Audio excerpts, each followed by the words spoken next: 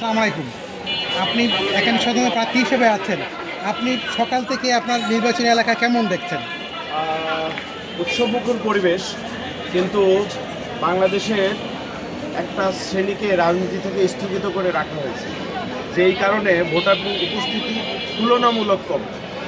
মানুষের মধ্যে ভোট দেওয়ার আগ্রহ আছে, কিন্তু কোনো এক শ্রেণীর একটা সংখ্যায় তাদের সংখ্যা কিন্তু কম না।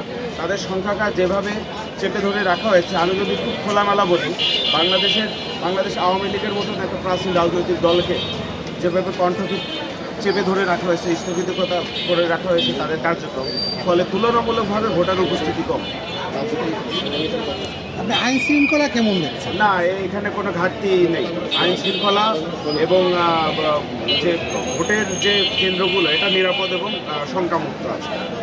আপনি জয়ের ব্যাপারে আপনি কতটুকু আশাবাদী? জয়ের ব্যাপারে আমি শতভাগ আশাবাদী, কারণ পুরাতন যে রাজনৈতিক বন্দোবস্ত, সেখান থেকে মানুষ বের হতে চাচ্ছে।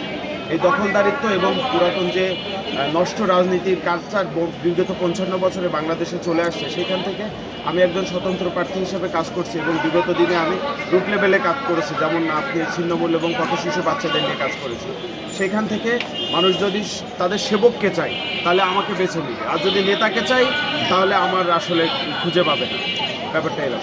আপনি যদি দয়া করে আপনার ক্লিয়ার আপনার মার্কা এবং নাম পরিচয় যদি একটু আমি clear বলেন। সোহেল রানা, ঢাকা 13 আসন অর্থাৎ ঐতিহ্যবাহী মোহাম্মদপুর, শেরে বাংলা এবং আদাবর এলাকা থেকে একজন স্বতন্ত্র প্রার্থী হিসেবে কলস নিয়ে প্রতিদ্বন্দ্বিতা করছি। আমি আপামর জনগণের প্রতি আহ্বান জানাই, আপনারা যারা এখনও ভোট কেন্দ্র বিমুখ আছেন, তারা দয়া করে ভোট কেন্দ্রে আসুন, কারণ আপনি যদি ভোট কেন্দ্রে না আসুন, আপনার সিদ্ধান্ত অন্য কেউ দিয়ে দিবে। ধন্যবাদ। Thank you.